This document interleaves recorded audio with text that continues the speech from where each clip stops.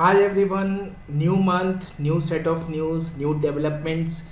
Let's look at some of the important developments that have been in the legal field, in national, international spheres. A lot has been happening. There have been some Supreme Court judgments, there has been some High Court judgments, there has been some issues with North Korea, some issues with Parliament. So many news are coming up. So let's look at some of the important uh, things that have been happening in the last few days, and especially on 1st June. What are the significant things that we need to focus?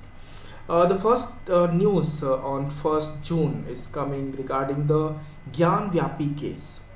Allahabad High Court has turned down a plea by the mosque panel. So essentially, this is the case that goes back to 2021 when Rakshi Singh and few other women, they moved the civil court saying that we have the right to worship inside the Gyan Vyapi mosque, worship Hindu deities inside the Gyan Vyapi mosque, because this was once a temple that Aurangzeb had broken and built a mosque above it.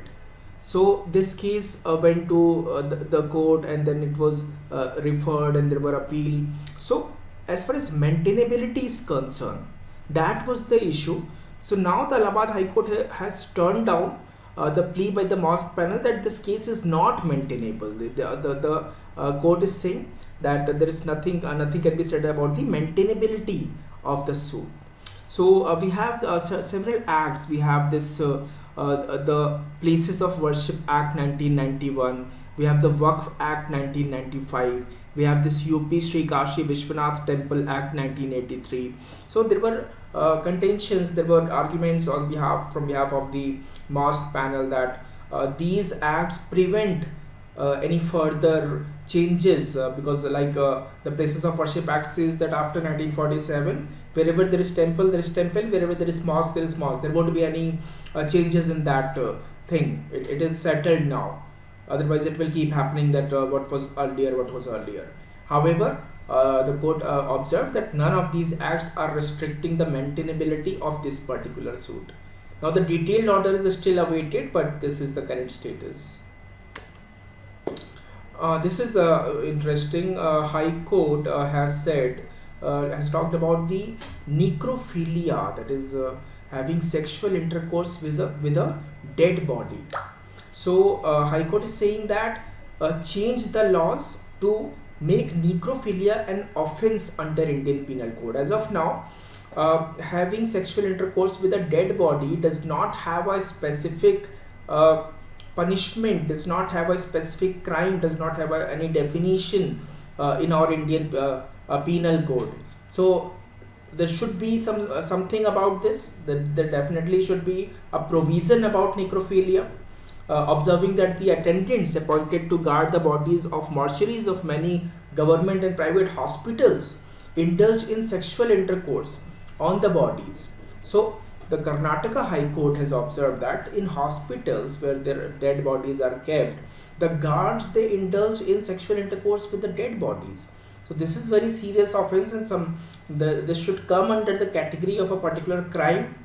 There has been this suggestion, and there has been this thing that they should make laws about necrophilia.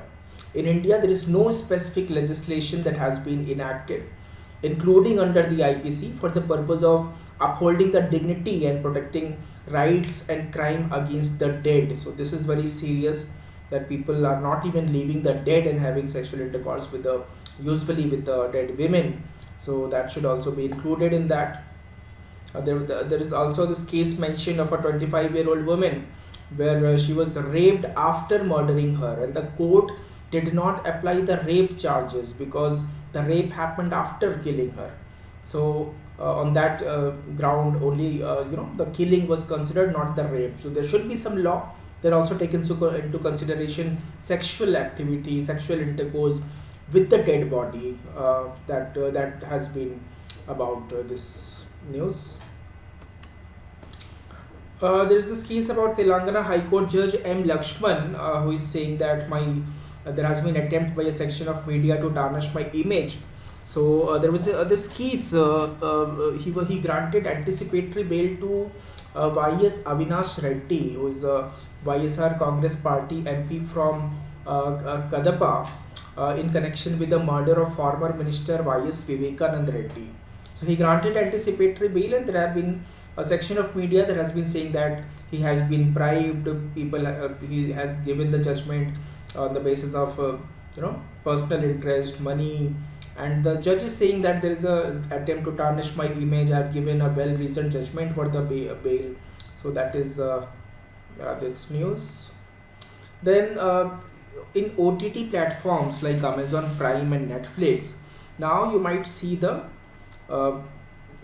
this anti-tobacco warnings that smoking is injurious to health.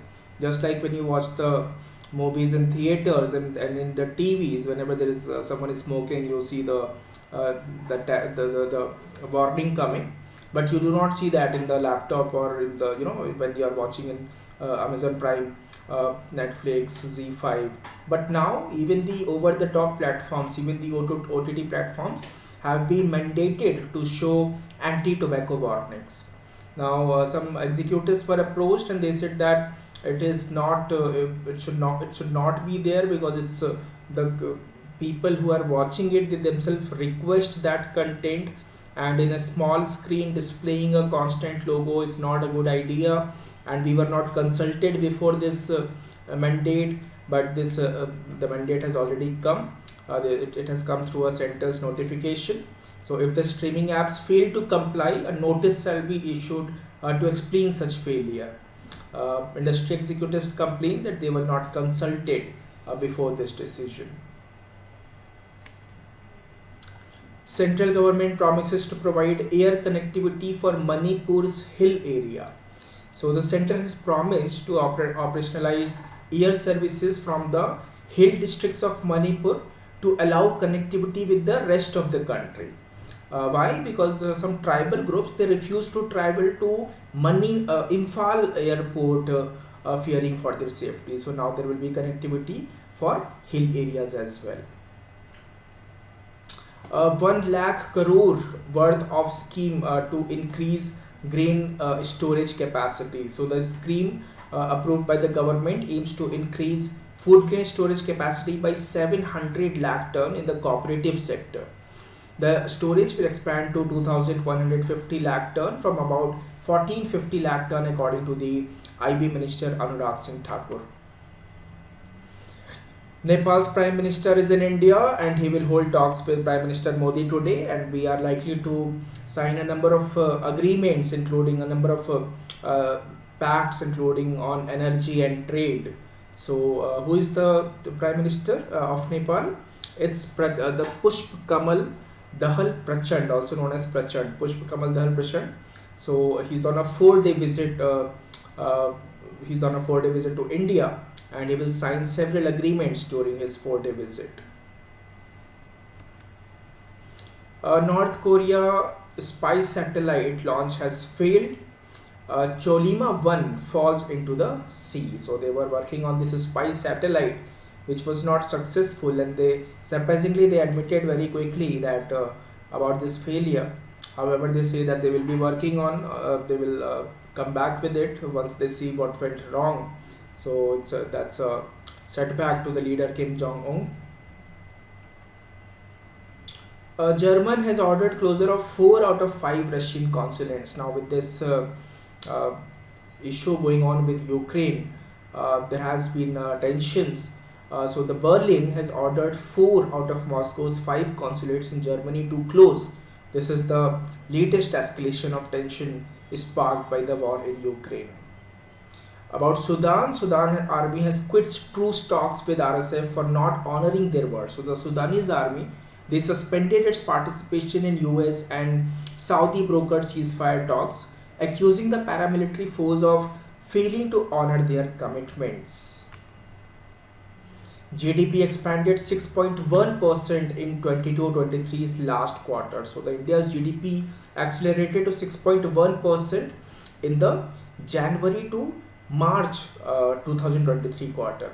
So lifting the economy's expansion in 22-23 to 7.2%, and the estimated that was earlier was 7%, but now it is 7.2%. 2%. So this data was released by National Statistical Office, NSO.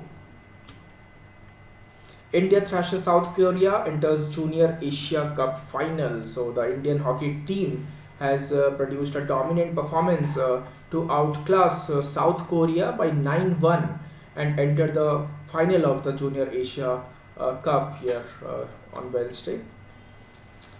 Here, continuing his stunning performance, D. Gunkesh, he has brought down Ali Reza, who is world number 2 in live ranking, to open his campaign in the 11th Norway Chess in Stavanger, Norway on Tuesday. That's from sports, that's from economy, that this is from international, this is again international, national, international. These are some relevant news that are relevant for June 1. Do keep following this channel. We will be uploading regular content of that might be helpful, because whatever passages you will get in your CLAT paper, in your other law entrance examinations, this information will be very relevant now that the notifications are out. If you follow every day, if you follow the videos that we upload, one of these articles might feature as a passage in your paper. So there is a huge possibility that you will have some benefit out of it. So keep following this speed, subscribe to this channel, follow this channel, and share it with your friends. See you in the next session with more set of news. Till then, thank you so much. Goodbye.